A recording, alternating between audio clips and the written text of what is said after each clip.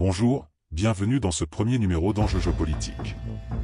Mouammar Kadhafi, alors chef de l'État libyen depuis 42 ans, est sauvagement tué dans la ville de Sirte par des rebelles avec l'appui de la France de Nicolas Sarkozy et des États-Unis de Barack Obama après plusieurs mois de guerre civile.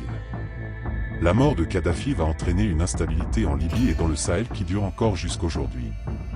Nous n'allons pas dans cette vidéo aborder le sujet sur les véritables raisons qui ont poussé à l'assassinat du guide libyen, mais plutôt les conséquences catastrophiques qu'a eu cette mort sur le plan sécuritaire dans le Sahel et l'immigration massive illégale qui a suivi en Europe.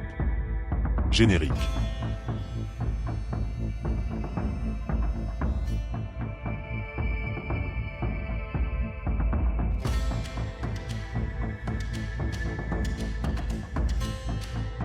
Sous la présidence de Mouammar Kadhafi, la Libye était déjà un carrefour migratoire complexe et stratégique très important en Afrique.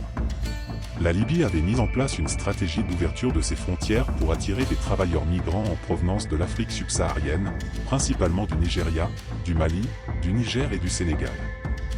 L'arrivée de ces migrants contribuait à la croissance économique de la Libye, avec une main-d'œuvre bon marché, notamment dans les secteurs de la construction et des services.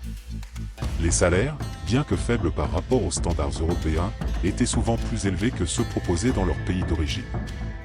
Cette politique permit à la Libye de renforcer son influence dans la région et de gagner du crédit auprès des leaders des pays africains.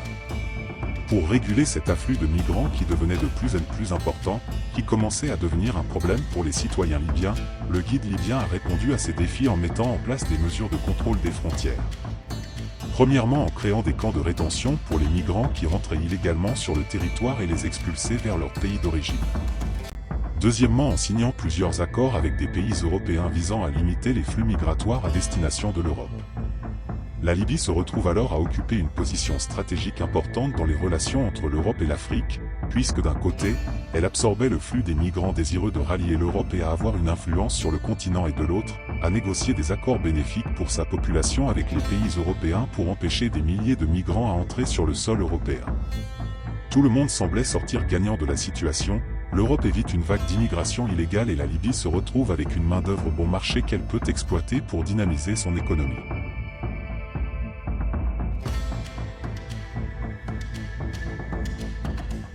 En 2011, Nicolas Sarkozy et l'OTAN décident avec l'accord des Nations Unies d'apporter la démocratie à la Libye en faisant pleuvoir les bombes sur Tripoli, capitale du pays, après plusieurs mois de guerre civile forçant Kadhafi à fuir vers la ville de Sirte située sur la côte méditerranéenne où il trouvera la mort le 21 octobre 2011. Après la mort du guide libyen, le pays va être plongé dans un chaos politique et sécuritaire qui va avoir des répercussions directes sur les flux migratoires en Europe. Les accords signés entre l'Europe et le régime de Kadhafi pour contenir l'immigration n'existent plus. Les frontières tombent alors sous le contrôle des groupes armés et des djihadistes tels que l'État islamique.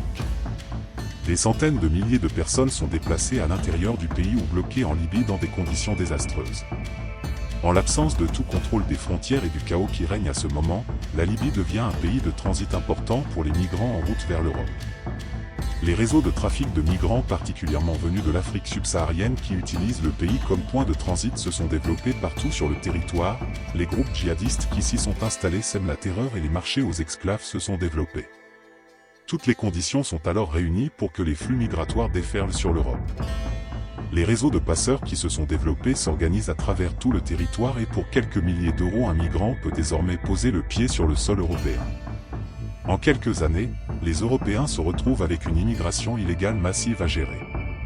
Pour faire face à cette arrivée massive des immigrés clandestins sur le sol européen, les autorités européennes ont cherché à répondre à la crise migratoire en signant des nouveaux accords avec des nouvelles autorités libyennes qui consistent essentiellement à la fournir un soutien financier au pays. Sauf que les nouvelles autorités sont non seulement corrompues mais ne contrôlent pas du tout l'intégralité du pays comme Kadhafi à son époque. À la lumière de ces analyses, force est de constater qu'il y a eu un avant et un après la mort de Mouammar Kadhafi. Ce dernier, bien que n'étant pas non plus un ange, avait au moins permis à son pays, la Libye, de trouver une certaine stabilité économique et sociale. Mouammar Kadhafi permettait donc à l'Europe d'être protégée des vagues migratoires illégales car le système économique, social et sécuritaire qu'il avait réussi à mettre en place dans son pays avait permis d'absorber ou du moins à atténuer considérablement l'immigration illégale à destination de l'Europe. Également, le guide libyen savait comment calmer les velléités de ceux qui cherchaient à déstabiliser la zone. Aujourd'hui, plus de 12 ans après la mort de Mouammar Kadhafi, la démocratie n'a toujours pas vu le jour en Libye. La situation est devenue encore pire qu'à son époque, comme nous l'avons déjà démontré plus tôt. A l'inverse, la situation migratoire est devenue plus qu'un sujet de préoccupation pour les citoyens européens. Certains se sentent envahis, d'autres évoquent le grand remplacement, mais très peu se posent réellement la question essentielle de savoir qui sont les vrais responsables qui ont conduit le vieux continent dans la situation migratoire dans laquelle il se retrouve actuellement. Il est clair qu'en prenant donc la décision d'intervenir en Libye pour éliminer Mouammar Kadhafi avec l'aval de l'ONU, Nicolas Sarkozy, président français d'alors, et l'OTAN qui, comme tout le monde sait, est dirigé par les États-Unis d'Amérique, n'avaient donc pas mesuré toutes les conséquences désastreuses que leurs actions allaient engendrer sur le plan sécuritaire et de l'immigration pour l'Europe. Nicolas Sarkozy fut l'un des premiers chefs d'État à reconnaître le Conseil national de transition, le CNT, organe créé par les rebelles comme représentant légitime du peuple libyen. La France a également été l'un des pays les plus actifs dans les bombardements de l'OTAN sur les positions loyalistes à Tripoli. En conclusion, la mort de Kadhafi a été un événement qui a impliqué l'OTAN et la France de Sarkozy.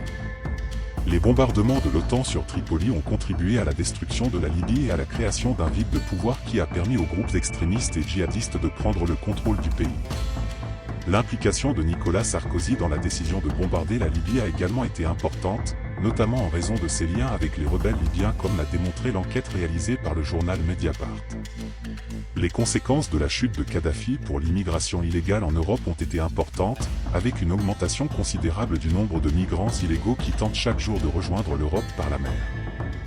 Bien sûr, on pourra me rétorquer que la déstabilisation de la Libye et la mort du guide libyen, Mouammar Kadhafi, n'expliquent pas tout de la vague immigrationnelle que subit l'Europe actuellement, puis que les guerres au Moyen-Orient, notamment en Syrie, ont également amené leur lot de migrants illégaux. Il serait hypocrite de nier que le début de tout ça a commencé en Libye avec la mort de Kadhafi causée par les bombardements de l'OTAN. Si vous voulez approfondir le sujet, vous trouverez toutes les sources qui m'ont permis d'écrire cette vidéo dans la description. Merci d'avoir suivi la vidéo. Si vous avez aimé, n'hésitez pas à liker la vidéo, à commenter, ça me ferait plaisir de vous lire, et surtout à vous abonner pour plus de contenu. Quant à moi, je vous donne rendez-vous à la prochaine vidéo.